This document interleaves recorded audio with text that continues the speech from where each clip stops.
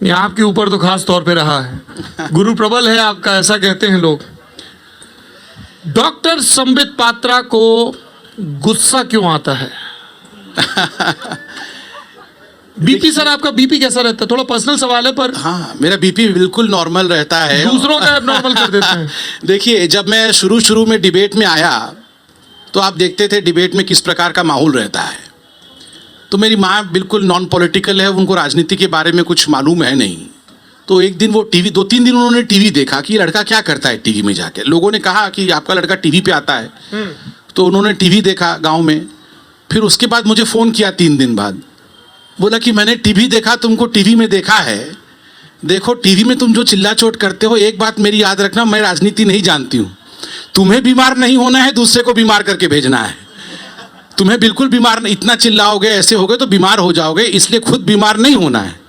और देखिए, टीवी की जगत में हम कोई नाराज़ नहीं होते, कोई गुस्सा नहीं होते हैं, कहने का तरीका होता है, और मैं बिल्कुल गुस्सा नहीं होता। अच्छा, तो वो आपकी टीवी डिबेट वाली इमेज है जिसमें आप चीखते हैं, चिल्लाते हैं, तो आप लोग कहाँ छोड़ते हैं? आप लोग ही बाध्य करते हैं चीखने चिल्लाने के लिए, शांति से बोलने कहाँ देते हैं? अगर कोई शांति से बोल रहा होता है तो तुरंत आप उसको, नहीं आप बोलो बोलो बोलो बोलो, वो दिखता नहीं है ना टीवी में।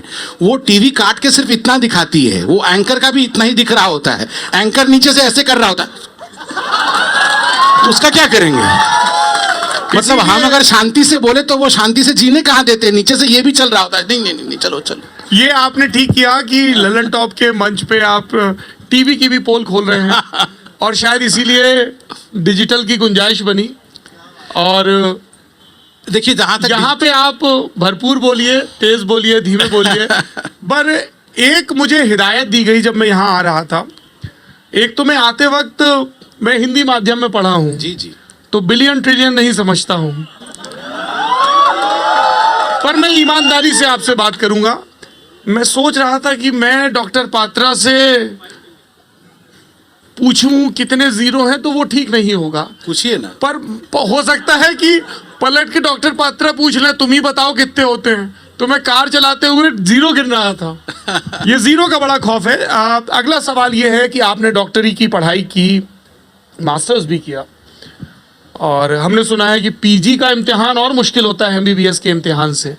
कैसी थी डॉक्टरी की जिंदगी? वो जो हम रैगिंग की कहानियां सुनते हैं कि जाओ और मुर्दे के पाँव में धागा बांध के आओ, वो सब होता था? ना ना, मुर्दे के पाँव में कोई धागा बांधने नहीं भेजता था। मगर उन जमाने में जब हम लोग मेडिकल में घुसे थे 92, 91, 92 में, उस समय रैगिंग काफ़ी होती थी। किस तरह की? वो बहुत रैगिंग होती थी, कान पकड़ के उठक बैठक, और बहुत सारी ऐसी चीज़ें हैं जो मैं शेयर भी नहीं कर सकता और करना भी नहीं चाहिए, क्योंकि आजकल रैगिंग बैन है।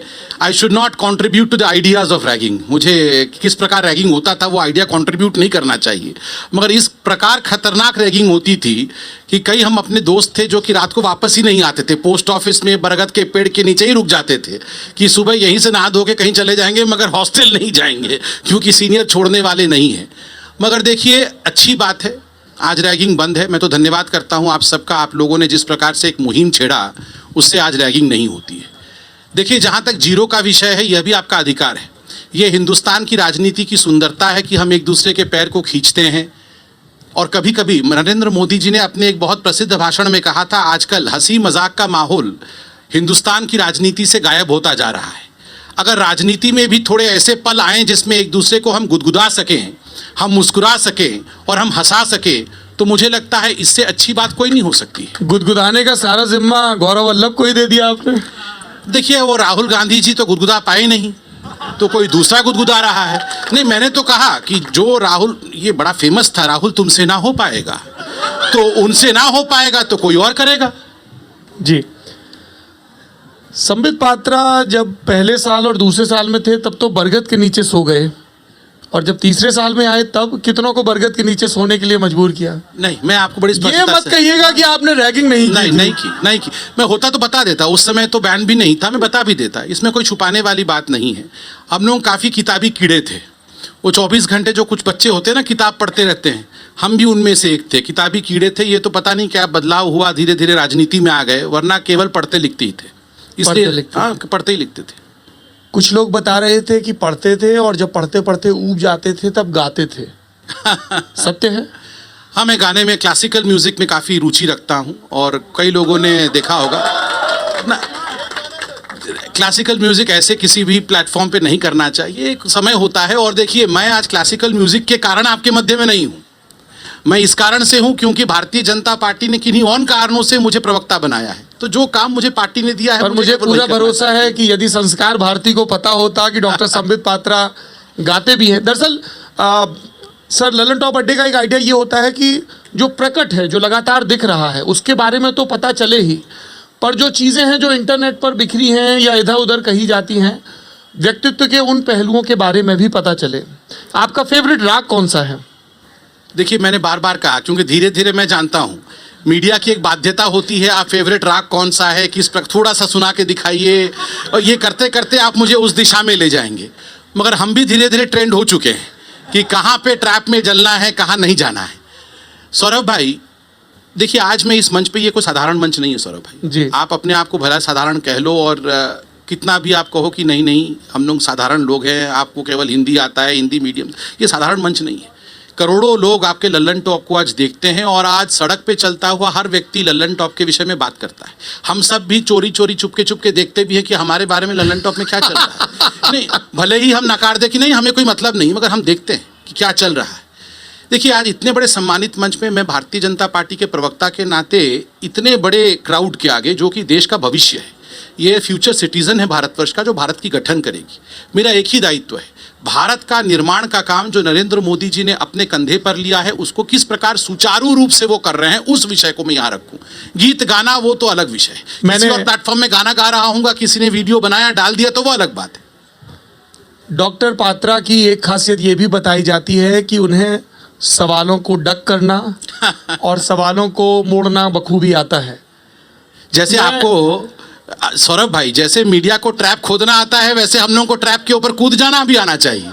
अच्छा। ये आपका कर्तव्य है, आपका कर्तव्य है कि आप ऐसे सवाल पूछे जिसमें हम गिर जाएं। नहीं, ये सर, ये अगर आप कभी भी ललन टॉप के इंटरव्यू देखेंगे, हमारा मकसद हेडलाइन पाना, हमारा मकसद किसी भी गेस्ट को नीचा दिखाना या उनकी ज़बान से कुछ ऐसा निकलवा लेना कि वो बिल्कुल नहीं है। ये बहुत ईमानदार कोशिश होती है संवाद की कि हम जाने कि आपकी विचार रीत का क्या है। क्या ये ललन टॉप अड्डे की जनता ये जानना चाहती है कि डॉक्टर संबित पात्रा का फेवरेट राग क्या है?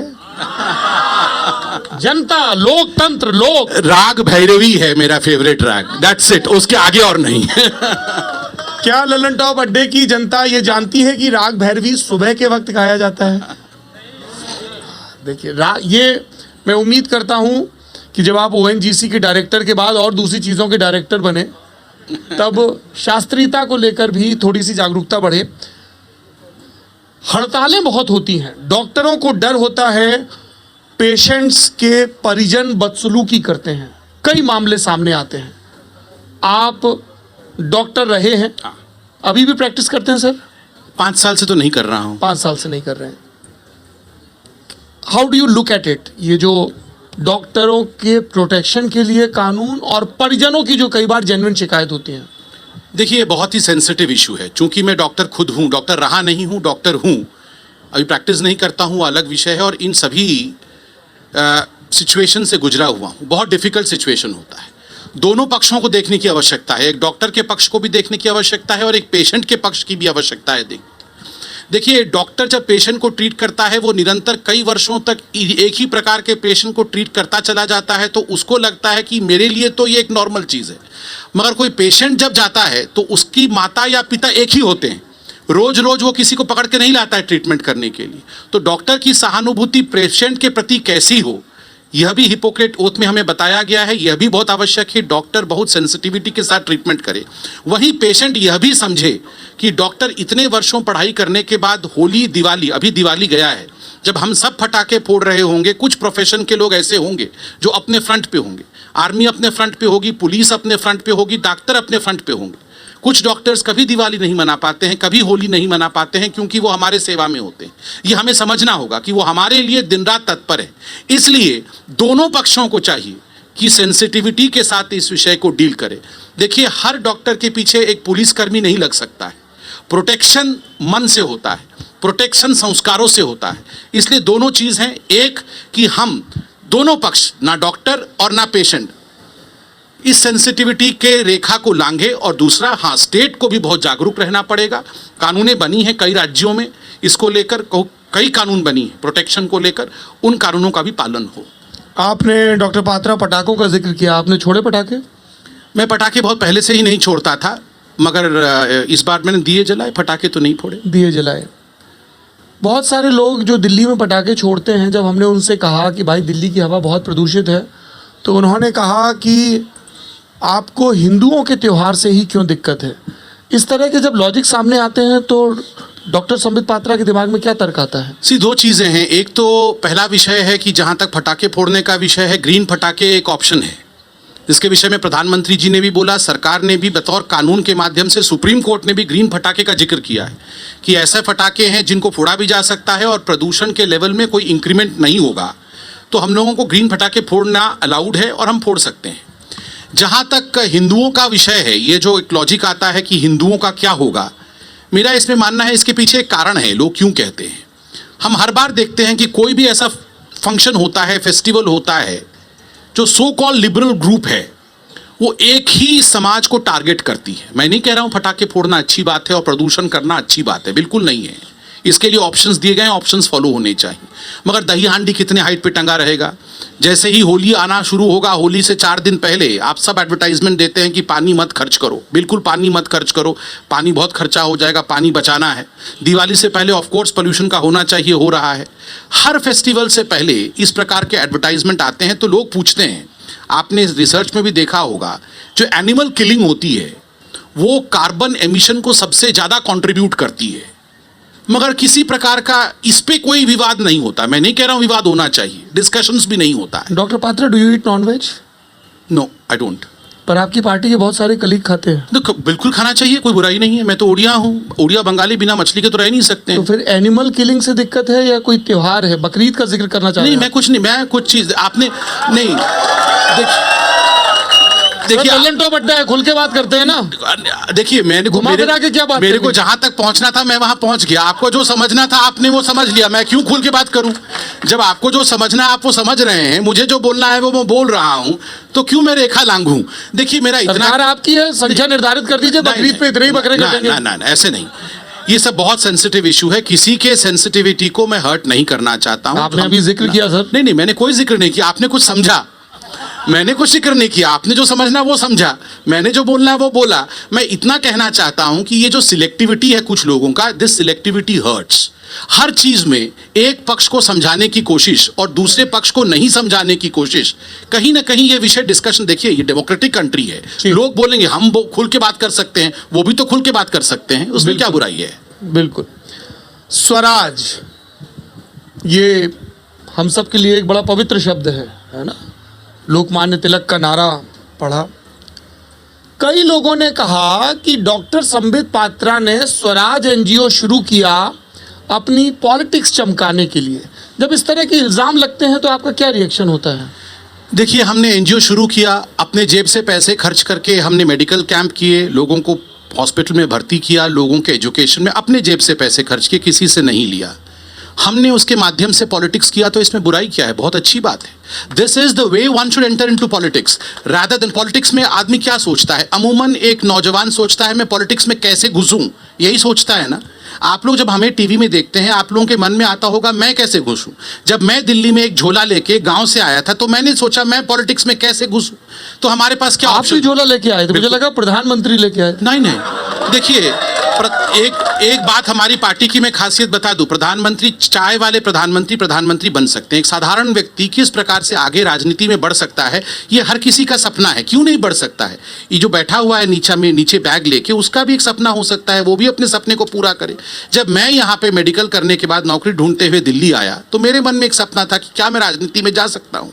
अमूमन एक यंग आदमी क्या सोचता है, राजनीति में कैसे जाएगा? मसल पावर के माध्यम से। आज से 20 साल पहले लोग सोचते थे मसल पावर के माध्यम से, पैसे के माध्यम से। मेरे पिताजी या दादाजी राजनीति में थे, तो उनके माध्यम से मैं राजनीति में जाऊं। मेरे पास ये ऑप्शन अवेलेबल नहीं थे, तो मैंने कहा मैं सेवा के माध्यम से जाऊंगा, अपने सैलरी को खर्च करूंगा, लोगों के ऊपर खर्च करूंगा और उसके माध्यम से जाऊंगा। क्या बुराई है इसमें? क्या बुराई है इसमें? ये अच्छी बात है। बिल्कुल, ये तो मेडिकल कैंप लगाना तो बहुत अच्छी चीज़ है।